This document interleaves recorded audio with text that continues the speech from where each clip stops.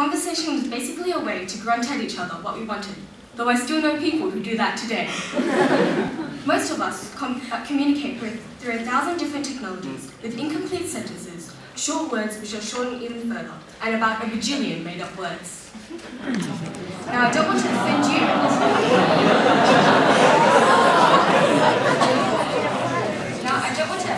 English teachers, but we believe that the English language is silly.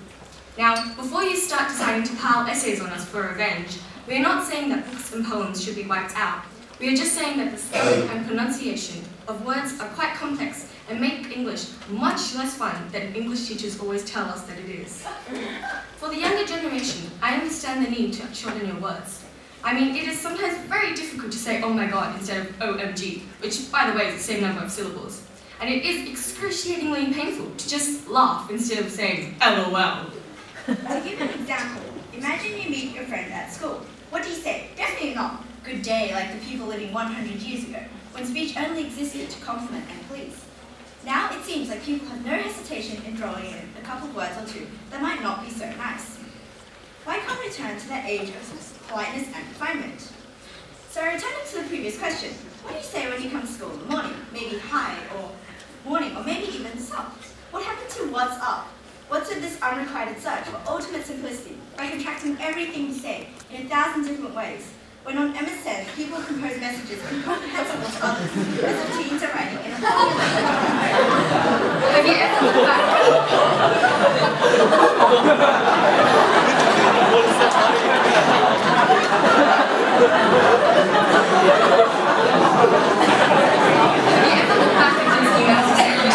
When you were in year 5 and 6 and fresh into the habit of making quotations?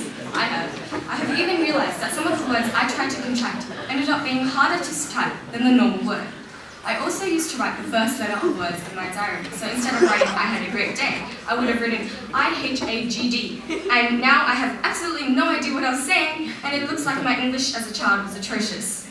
Nowadays, our mind revolves around these things. Technology has progressed so much that our mentality has pretty much stayed the same. We're still caught up in our own little world, and our language has suddenly declined in terms of quality into a style of primitive gibberish of our own. The English language is filled with words that seem to have their own little special rules. For example, through, though, and trough all end in the same letters, and yet they are pronounced completely differently.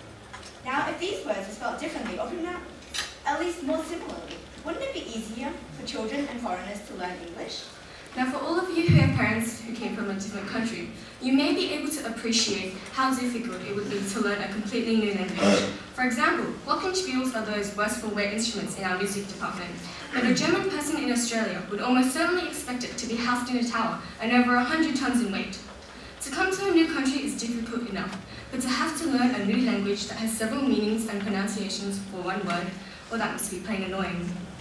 But it's not just foreigners who have it tough. Even for those of us for which English should just be a walk in the park, can be constantly pulled back by the dazzling inconsistencies in our language. Take a classic example, the differences between American and British English.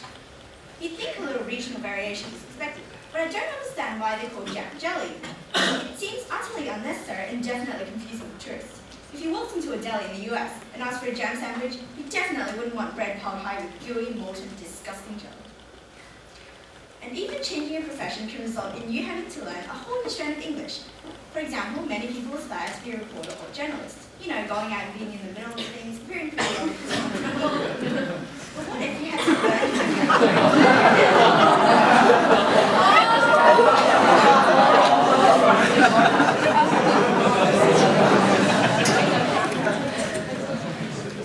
In fact, this is the truth. Have you ever thought about how news reports seem very simple to form, but you can always understand them? That's because reporters only have a limited word bank that they can use, along with the right keyword or two. In addition, their style is different to normal speech. This, of course, only adds to confusion. But imagine a language where everything is clear and simple. What you say is what you get. There are no extreme differences between the languages spoken by Americans and British, and definitely none of this special English the type reporters use, C-speak or air-speak or anything like that. Just good old English, clear, simple, understandable. Now, English, of course, is very close to all of our hearts, and I know that all of you have dreams about spelling, pronunciation, and grammar every single day, but we think that English may need a change. Since Since it is quite difficult to invent a whole new language in a couple of weeks, we don't really have an alternative right now. But if anyone is up for a challenge, there were some tips for your new language. And if English does change, we could all sit on the ground with our legs crossed to learn the new grammar rules, and we may even get our neckties back. Thank you.